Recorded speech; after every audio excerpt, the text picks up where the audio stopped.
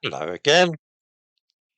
The website of America's Black Holocaust Museum, of whose existence I was mercifully unaware until somebody drew my attention to it a couple of days ago, has recently reminded everybody of, as they call it, the dark history of Jingle Bells, from Blackface minstrelsy to Christmas classic.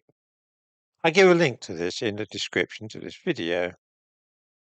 Now, we are most of us familiar with the concept that some much loved television program, book, song, comic, or toy is now considered quite beyond the pale and contaminated with racist undertones. I'm thinking of all kinds of things here, from the situation comedy It Ain't Half Hot Mum to the Robinson's Dollies on jars of jam.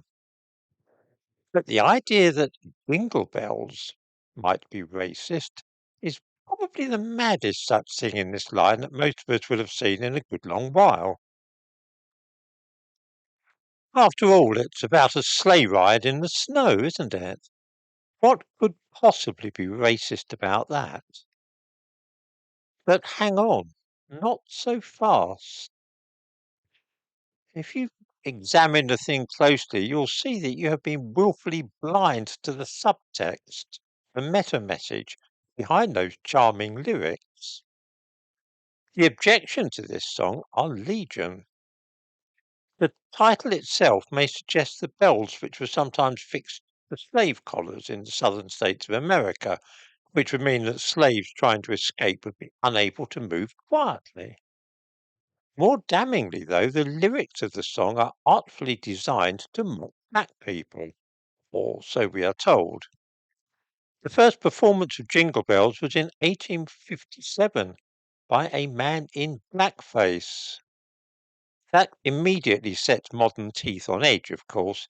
The lyrics contain references to a couple of accidents caused by the singer's apparent inability to control the one-horse sleigh around which the song enters.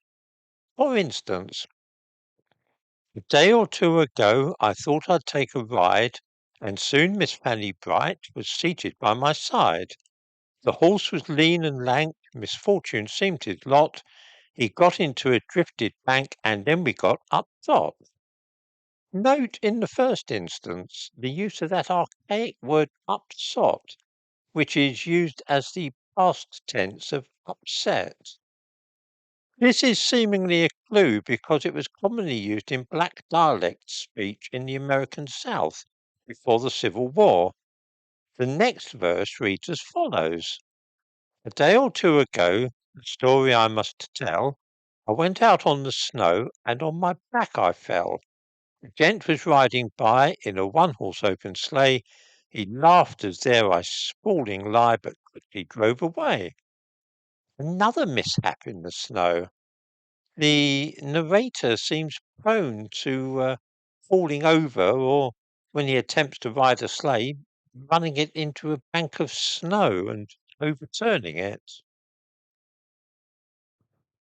There was, in the United States at the time that the song was written, a genre of songs which poked fun at black people's ability to do anything complex or requiring much foresight or intellectual ability.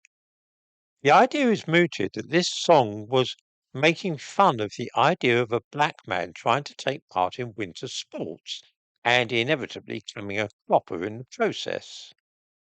This ties in with its being sung by a man wearing blackface and using dialect expressions.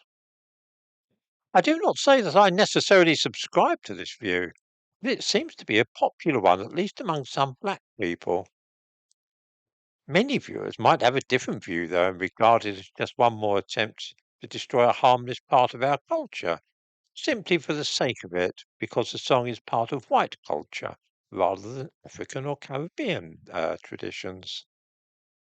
I wouldn't like to take a side here, but merely draw viewers' attention to yet another skirmish in what are sometimes known as the culture wars.